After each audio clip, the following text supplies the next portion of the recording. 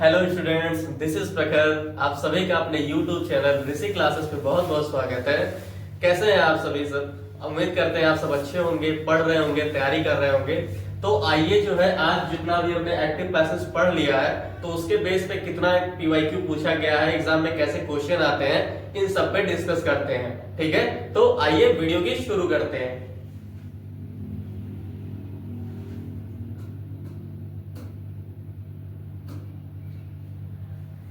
देखिए पहला क्वेश्चन क्या कह रहा है, change the following sentence into passive voice. मतलब कुछ सेंटेंस दिए गए, ये सब आपके पीवाईक्यू ही है, मतलब आपके प्रीवियस ईयर पेपर्स में ये सब क्वेश्चन पूछे गए हैं। ठीक है, तो आइए शुरू करते हैं। देखिए पहला क्वेश्चन क्या है। पहला क्वेश्चन लिखा है 3 men are loading the car. तो पहला टास्क हमारा क्या होता है, अगर हम पैसिव वॉइस करने जा रहे हैं तो पहला टास्क हमारा होता है कि पहले जो सेंटेंस लिखा हुआ है एक्टिव वॉइस में उसकी टेंस की पहचान करें हम। ठीक है, कौन से टेंस में वो लिखा हुआ है। ठीक है, तो टेंस की पहचान के लिए हम क्या करते हैं, देखते हैं क्या, हेल्पिंग वर्ब और मेन वर्ब। तो यहाँ पे हम देख रहे हैं 3 men are loading the car. Helping verb यहाँ पे क्या लिखा हुआ है, आर लिखा हुआ है। और उसके बाद जो मेन वर्ब है लोड, उसमें जो है कौन सा फॉर्म लगा हुआ है, आईएनजी फॉर्म लगा हुआ है। मतलब इज, एम, आर के साथ अगर आईएनजी फॉर्म वर्ब में लगा हुआ है तो ये कौन सा टेंस होता है, प्रेजेंट कंटिन्यूअस टेंस होता है। कौन सा टेंस होता है, प्रेजेंट कंटिन्यूअस होता है। ठीक है, तो आइए शुरू करते हैं। इसका जो है पैसिव वॉइस क्या होगा। पैसिव वॉइस क्या होगा, इसका पहले जो ये ऑब्जेक्ट है हमारा द कार। ठीक है, ऑब्जेक्ट पहचानने के लिए भी हमने आपसे बताया था कि लोडिंग जो मेन वर्ब होता है उसमें आप किससे क्वेश्चन करिए, किससे क्वेश्चन करें, या तो व्हाट से, या तो क्या से, या तो फिर किसे।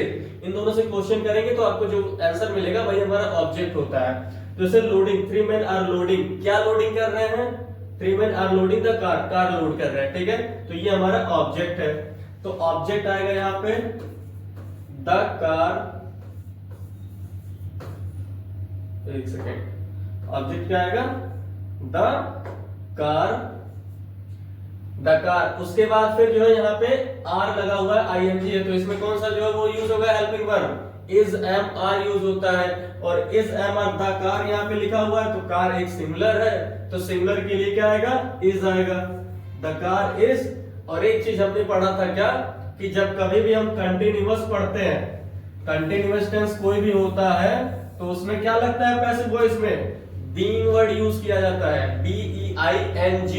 कंटिन्यूअस कोई भी टेंस होगा, प्रेजेंट, पास्ट, फ्यूचर, कोई भी, उसमें क्या यूज होता है, बीइंग यूज होता है। और कहां यूज होता है, मेन वर्ब और हेल्पिंग वर्ब के बीच में। ठीक है, तो the car is being, the car is being. और थर्ड, इसका कौन सा फॉर्म, मेन वर्ब का थर्ड फॉर्म। ये तो आपको चुटकियों में याद हो गया होगा कि the car is being loaded, the car is being loaded. और बाय सब्जेक्ट आ जाएगा कहां पे, ऑब्जेक्ट की जगह पे। सब्जेक्ट क्या है, 3 men, 3 men। ठीक है, आई होप आपको समझ में आया होगा ये। आइए अगला सेंटेंस देखते हैं क्या है। I bought a dictionary yesterday. अब यहाँ पे ये वर्ड लिखा हुआ है यस्टरडे, तो यस्टरडे से आपको पता चलेगा क्या कि ये मतलब पहले, मतलब कल खरीदा था मैंने, कल खरीदा था, मतलब पास्ट टेंस का है ये। ठीक है, ये सेंटेंस कौन सा है, पास्ट टेंस का है। और पास्ट में भी कौन सा है, तो किससे पहचान कर सकते हैं हम लोग, या तो हेल्पिंग वर्ब से या फिर मेन वर्ब से। ठीक है, अब यहाँ पे देखिए कोई हेल्पिंग वर्ब दिख रहा है, यहाँ पे आई लिखा हुआ, आई के पास सीधा बॉट है, मतलब बीच में कोई हेल्पिंग वर्ब नहीं है। तो हमने एक टेंस पढ़ा है क्या, पास्ट इंडेफिनिट। पास्ट इंडेफिनिट में अफर्मेटिव जो सेंटेंस होता है उसमें क्या होता है, बताइए, वर्ब का सेकंड फॉर्म यूज होता है। ठीक है, तो यहाँ पे बाई का सेकंड फॉर्म क्या होता है, बॉट होता है। तो यहाँ पे सेकंड फॉर्म जो, मतलब ये जो सेंटेंस लिखा हुआ है हमारा, वो किस टेंस में है, पास्ट एंड डेफिनिट टेंस में है। ठीक है, तो पास्ट एंड डेफिनिट का आपको पता है क्या, कि जो पैसिव वॉइस बनाते हैं तो वॉज या वर में चेंज हो जाता है। ठीक है, वॉज हो या वर में। और मेन वर्ब का कौन सा फॉर्म, थर्ड फॉर्म, ऑलवेज कौन सा फॉर्म, थर्ड फॉर्म। ठीक है, तो आइए शुरुआत करते हैं। इसका भी अब जो है अब समझ में नहीं आया सर यस्टरडे है कि डिक्शनरी है, सर इसमें ऑब्जेक्ट कौन सा है। तो फिर बॉट में जो है क्वेश्चन करिए व्हाट से, आई बॉट, मैंने खरीदा, क्या क्या खरीदा, तो आंसर क्या मिल रहा है, अ डिक्शनरी। आंसर ये मिल रहा ना कि एक डिक्शनरी खरीदा, तो अ डिक्शनरी जो आपका ऑब्जेक्ट हो जाएगा। तो अ डिक्शनरी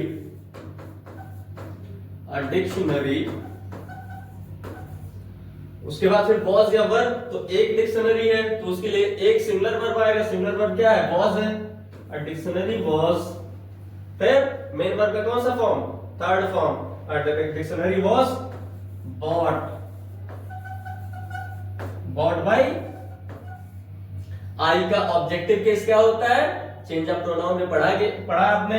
अगर आपने पिछला लेक्चर नहीं देखा है, पिछला वीडियो आप नहीं देखा है, तो एक बार आप जाके प्लेलिस्ट में वो वीडियो देख लीजिए, फिर ये चीज आपको आसानी से समझ में आएगी। ठीक है, आइए आगे देखते हैं। अगला जो सेंटेंस हमारा क्या है?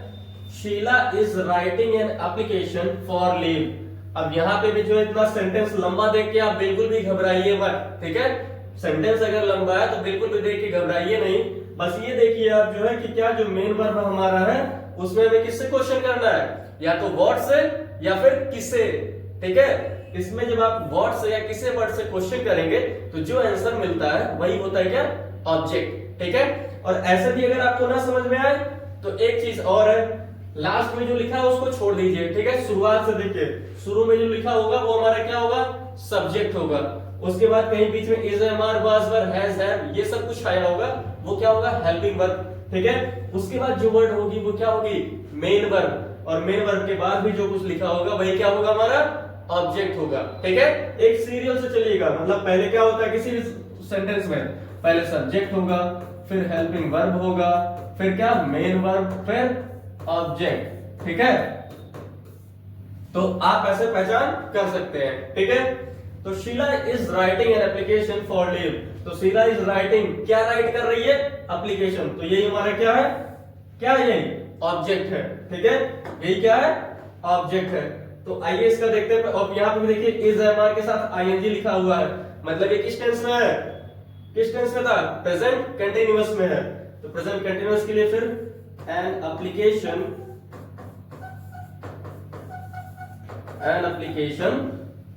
Is being. हमेशा और हमेशा बीइंग आता है कंटिन्यूअस में। N application is being. और थर्ड फॉर्म राइट का रिटन बाय शीला। शीला यहाँ पे नाम दिया हुआ है तो रिटन बाय शीला।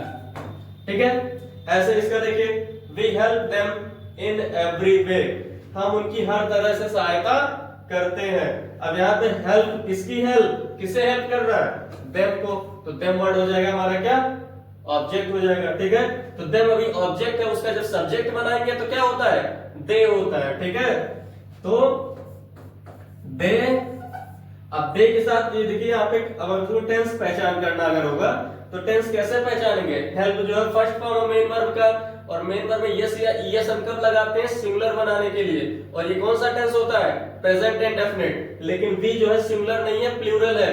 तो प्लूरल के में मेन वर्ब में यस या ईएस नहीं लगता है, इसलिए देखिए हेल्प में यस या ईएस नहीं लगा है। तो ये प्रेजेंट एंड डेफिनेट टेंस है। ठीक है, तो दे और प्रेजेंट एंड डेफिनेट में क्या होगा? इज, एम, आर आएगा। इज, एम, आर के साथ मेन वर्ब का थर्ड फॉर्म, मेन वर्ब का थर्ड फॉर्म आएगा। तो ऐसे यहाँ पे दे प्लूरल है तो दे के साथ आर आएगा। ठीक है, they are helped by, main verb का कौन सा form? Third form. They are helped bye.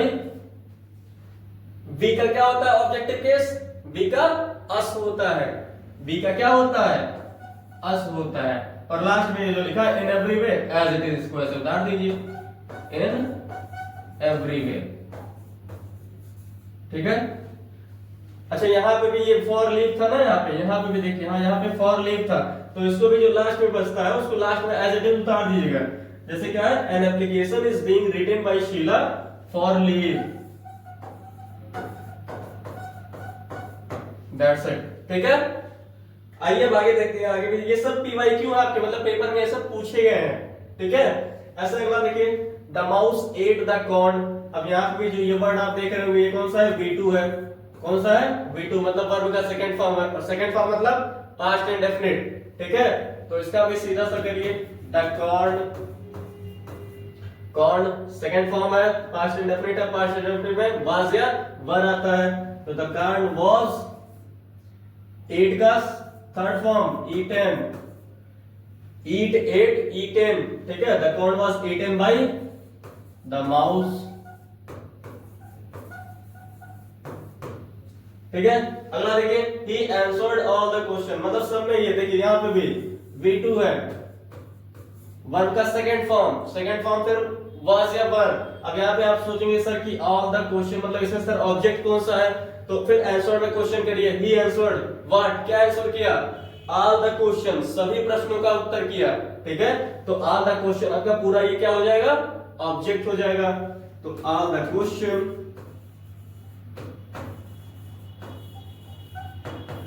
All the question. अब ऑल द क्वेश्चन के साथ आप बताइए क्या लगेगा, यहाँ पे सिंगुलर है ये प्लूरल है, एक प्रश्न है या कई सारे प्रश्न है, तो कई सारे प्रश्न है तो इज आएगा या आर आएगा, आर आएगा, ठीक है। All the questions are answered, main verb पे कौन सा form, third form, all the question are answered by he है, तो ही का ऑब्जेक्टिव क्या होगा, हिम होगा, ठीक है। अगला देखिए, यू नो हिम, ये बहुत इंपॉर्टेंट है, ये कई बार पेपर में आया हुआ है, ये वर्ड कई बार इंपॉर्टेंट में आया हुआ है, तो आप एक बार इसको अच्छे से रिवाइज करिएगा, ठीक है, ये सेंटेंस, क्योंकि ये जो वर्ड लिखा हुआ ये क्या है, नो है, और नो का तीनों फॉर्म क्या होता है, नो होता है, न्यू होता है और नोन होता है, ठीक है, नो होता है, न्यू होता है और नोन होता है, ये फर्स्ट फॉर्म है, ये सेकंड फॉर्म है, ये थर्ड फॉर्म है, ठीक है।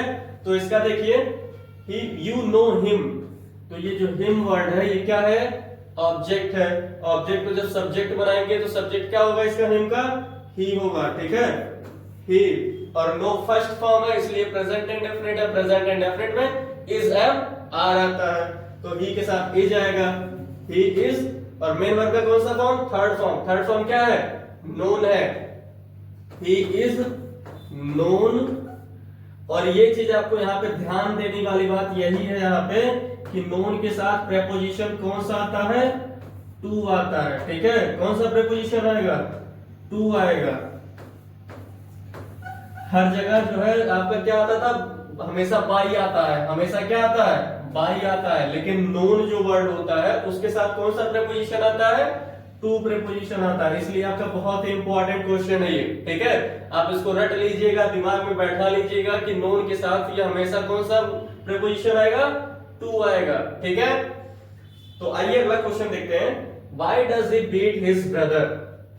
अब ये देखिए आपका इंटेरोगेटिव सेंटेंस है, ये भी इंपॉर्टेंट क्वेश्चन है, ये इंटेरोगेटिव सेंटेंस है, मतलब प्रश्नवाचक सेंटेंस है, तो इसका पैसिव वॉइस कैसे बनते हैं, कुछ नहीं, बस ये भी आसान है, आइए देखते हैं कैसे बनता है, ठीक है। पहले तो जो इंटेरोगेटिव वर्ड है उसको एज इट इज वहीं पे रहेगा वो, ठीक है, वाई यहाँ पे लिखा हुआ है, वाई यहाँ पे भी लिख दीजिए, कुछ नहीं करना है, अगर जो भी इंटेरोगेटिव वर्ड है उसको एज इट इज वहीं पे लिखिए, ठीक है। फिर वाई, उसके बाद क्या आएगा बताइए, उसके बाद वाई, ऑब्जेक्ट क्या है इसमें, why does he beat his brother, ठीक है, why does he beat his brother, तो यहाँ पे क्या आएगा, वाई इज, हिज ब्रदर के लिए क्या आएगा बताइए, कौन सा हेल्पिंग वर्ब आएगा, क्योंकि हमको पता है डू डज जो है हम पैसिव वॉइस में यूज नहीं करते हैं, डू डज की जगह आता है क्या, इज एम आर आता है, ठीक है, तो इज एम आर आता है, तो हिज ब्रदर के लिए क्या आएगा, इज आएगा या एम आएगा या आर आएगा, इज आएगा ना, तो आइए व्हाई इज हिज ब्रदर, फिर बीट का कौन सा form, first form, third form, second form, sir ji passive voice है तो पैसिव वॉइस कौन सा फॉर्म होगा, थर्ड फॉर्म होगा, आंख मूंद के मारिए, कौन सा फॉर्म, थर्ड फॉर्म, तो बीट का third form beaten, why is his brother beaten by, beaten by, he का जो है अब आएगा यहाँ पे ऑब्जेक्टिव फॉर्म, ही का ऑब्जेक्टिव क्या होता है, हिम होता है, ठीक है, Why is his brother beaten by him, लेकिन फुल स्टॉप नहीं, यहाँ क्या होगा, क्वेश्चन मार्क होगा, ठीक है। ऐसे ही अगला देखिए, will you not attend the class, ऐसे अच्छा ये जो सेंटेंस क्या है, will you not attend the class, तो ये कैसे होगा, ये इंटरोगेटिव वर्ड है, इसको एज इट इज यहीं उतार दीजिए, will, ठीक है। उसके बाद ऑब्जेक्ट क्या है, द क्लास, तो विल द क्लास, अब नॉट वर्ड लिखा हुआ है तो नॉट वर्ड आएगा। और एक चीज आपको बताया गया पिछले लेक्चर में, अगर आपने नहीं पढ़ा तो एक बार फिर से जाके वो वीडियो देख लीजिए क्या, कि विल और शैल के साथ जो है जब पैसिव वॉइस बनाते हैं तो विल और शैल के साथ क्या आता है, बी आता है, ठीक है। तो will the class not be attended, third form,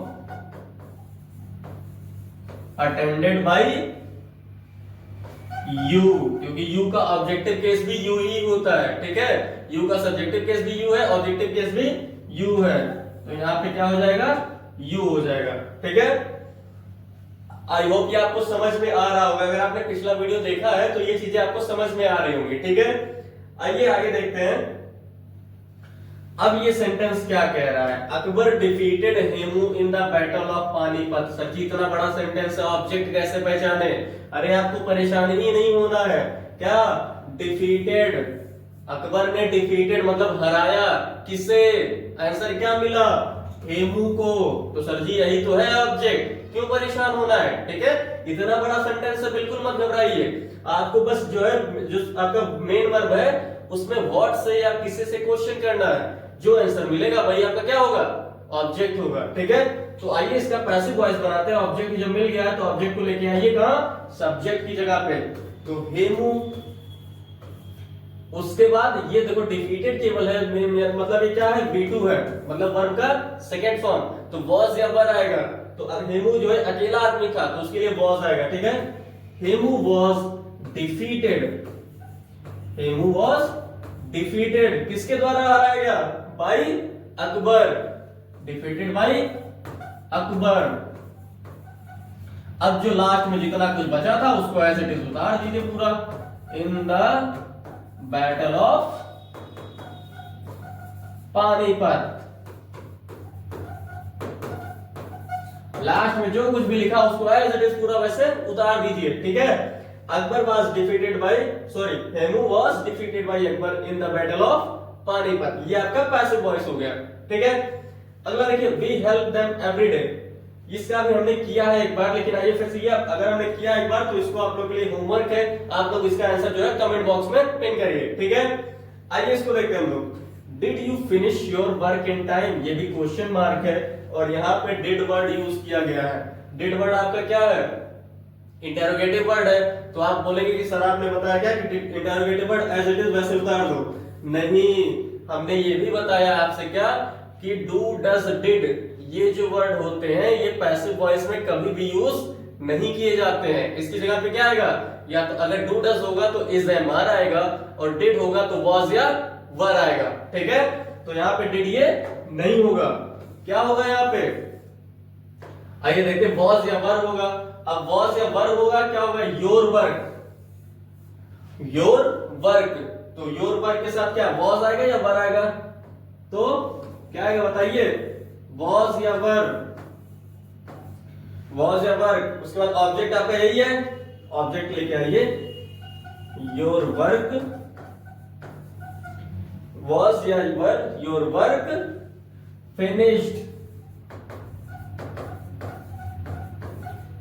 finished by, by क्या, you, by you, in time, in time last में लिखा है, इन टाइम ऐसा एज इट इज जोड़ दीजिए और क्वेश्चन मार्क लगाना बिल्कुल भी मत भूलिएगा, ठीक है। तो क्या होगा यहाँ पे आप टिक करिए, वॉज होगा या वर होगा, was your work finished by you in time, क्या होगा, क्या होगा, was your work finished by you in time, ठीक है। फिर अगला देखिए, people always admire the freedom fighters, जो लोग हैं वो हमेशा प्रशंसा करते हैं किसकी, फ्रीडम फाइटर्स की। तो इसका अब किसकी प्रशंसा करते हैं, आंसर क्या मिल रहा है, आंसर फ्रीडम फाइटर्स। तो फ्रीडम फाइटर्स आपके क्या हो जाएंगे, ऑब्जेक्ट लगे सब्जेक्ट बन जाएगा, ऑब्जेक्ट है इसको लेंगे सब्जेक्ट के रूप में, तो फ्रीडम फाइटर्स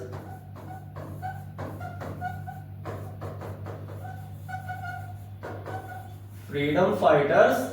अब जो है यहाँ पे देखिए फाइटर्स एक लोग नहीं है, बहुत सारे फ्रीडम फाइटर्स हैं, तो यहाँ पे इज एम आर क्या आएगा, इज एम आर पहचानने के लिए हमको ये भी पता है क्या कि एडमायर लिखा हुआ मतलब मेन वर्ब का फर्स्ट फॉर्म है और फर्स्ट फॉर्म है और ये पीपल लिखा हुआ मतलब प्लूरल है, और प्लूरल के साथ अगर वर्ब का फर्स्ट फॉर्म आ रहा है तो वो कौन सा टेंस होगा? प्रेजेंट एंड डेफिनेट टेंस होगा। ठीक है, तो freedom fighters are admired, admire का third form admired, freedom fighters are admired by. अब यहाँ पे अगर लगाना चाहे तो लगा सकते हैं, नहीं तो नहीं भी लगाएंगे तो भी कोई दिक्कत नहीं है। फ्रीडम फाइटर्स आर एडमायर्ड, एक वर्ड यहाँ पे लिखा ना ये ऑलवेज एडमायर्ड, हाँ एक वर्ड यहाँ पे आप ऐड कर सकते हैं क्या? Freedom fighters are admired always, एक वर्ड यहाँ पे छूट गया है, आर एडमायर्ड ऑलवेज। अब बाई पीपल आप कर सकते हैं या नहीं भी करेंगे तो कोई दिक्कत नहीं है। ठीक है, ये वर्ड आप यहाँ पे नहीं भी लिखेंगे तो भी जो है ये कि अंडरस्टूड है क्या, ये समझ सकते हैं, ये चीज हम जानते हैं क्या कि फ्रीडम फाइटर्स का लोगों के द्वारा प्रशंसा किया जाता है। ठीक है, जो लोग फ्रीडम फाइटर्स होते हैं उनका लोग प्रशंसा करते हैं, ये सबको पता है। इसलिए यहाँ पे अगर आप लगाना चाहें तो ठीक है, नहीं लगाना चाहें तो भी कोई बात नहीं। ठीक है, तो आई होप ये सब आपको समझ में आया होगा। अगर पिछला वीडियो पर देखे होंगे उसमें रूल्स जो बताए गए हैं वो अगर समझे होंगे आप तो ये चीजें आपको अच्छी तरीके से समझ में आ रही होंगी। ठीक है, इसी के बेस पे आपको कुछ क्वेश्चन दिए जा रहे हैं, आप उसका आंसर जो है कमेंट बॉक्स में करिएगा। ये दो क्वेश्चन आपके सामने लिखा हुआ है, he wrote an application to his class teacher for leave। अब इतना बड़ा सेंटेंस देके आप बिल्कुल भी घबराइएगा मत, जो मेथड आपको बताया गया ऑब्जेक्ट पहचानने का उस मेथड से आप इसमें ऑब्जेक्ट पहचानिए, उसके बाद एज इट इज जितना बचा उसको बाद में पिन डाउन कर दीजिए। ठीक है, ऐसे ही लास्ट में क्या लिखा है, do this work at once, ये भी इंपरेटिव सेंटेंस है, इसका भी जो है आपको पिछले वीडियो में बताया गया है। ये भी तो ये दोनों क्वेश्चन आपके लिए होमवर्क है, इसका क्वेश्चन का आंसर आप लोग कमेंट में पिन करिएगा। ठीक है, तो आई होप आपको ये वीडियो समझ में आई होगी, ये लेक्चर आपको समझ में आया होगा। और अगर आपको ये लेक्चर समझ में आया तो आप इस वीडियो को लाइक करिए, इस चैनल को सब्सक्राइब करें और अपने अन्य दोस्तों के साथ भी शेयर करें। जय हिंद, जय भारत।